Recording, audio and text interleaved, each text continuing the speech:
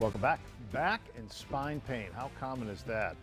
Many of us deal with that in some form to some degree, and you may be feeling it more if you've been working from home where you might not have the best back support.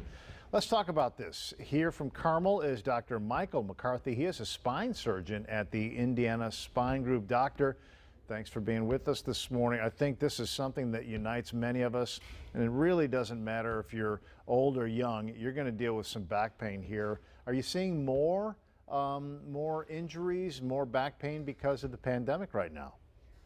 That's a good question. I mean, I think you kind of touched on at the beginning that pretty much if you're humans and you have two legs, you're going to have back pain in your life at some point. And so for us, especially with the pandemic going on, it's really trying to reassure patients that it's a safe time to come back and get your spinal care, and even go back to your primary care doctors too. So kind of that idea of I'm going to stay away from the clinic and stay away from the hospital is really not a great idea, and really seeking out medical attention this time is important. And we're doing quite a few things here at our clinics here at Indiana Spine Group, both checking temperatures and wearing masks and doing a lot of preventative measures to prevent the spread of coronavirus. Okay, well, let's start at the beginning here. What are some of the most common sources of back pain? Keeping in mind here that, it can go on for a time, it can get severe, it can kind of get a little bit better. We always want to avoid, the last step, which would be surgery. But what are some of the common causalities here? Yeah, that's a great question. Sometimes it's kind of like opening up Pandora's box. But for us, we really try to focus on what's kind of the patient having issues with, particularly whether that's kind of sitting, standing, walking, bending forward, and then what are those symptoms in particular.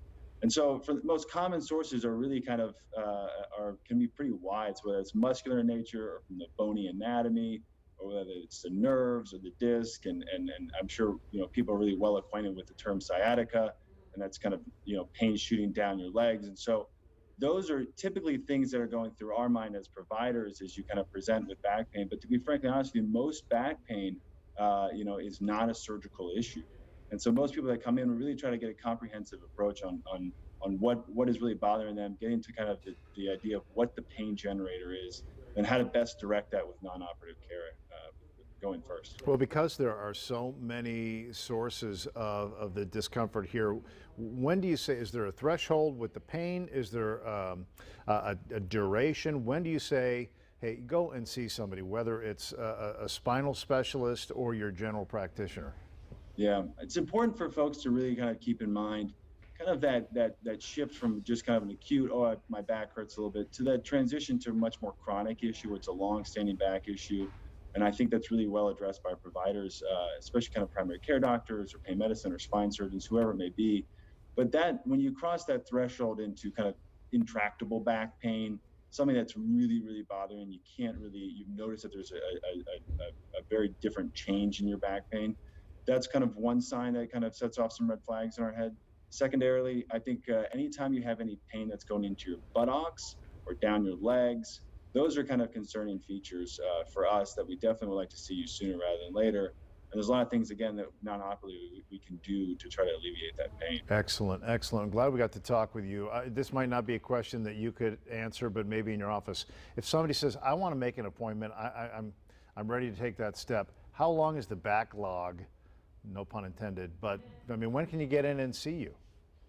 We're taking appointments available. There's available appointments right now in our clinics and in our hospital. And so if folks need to get in to see us, we can get them in and very, very quickly assess them. And luckily for us, we have a very comprehensive approach here at Indiana Spine Group with a lot of non-operative measures, whether it's chiropractic care, pain medicine, injections, physical therapy. So we have a great team here that can really kind of delve into those issues and really direct them.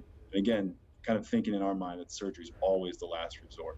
Well, glad that's where your head's at. Dr. Michael McCarthy with the Indiana Spine Group. Nice to talk with you. Thanks for the information, and you take care. All right, fox59.com is always a good resource for you.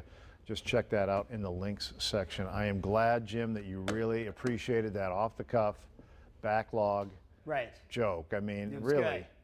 I mean, if somebody would have wrote that for me, I wouldn't have been able to deliver it with that kind of timing.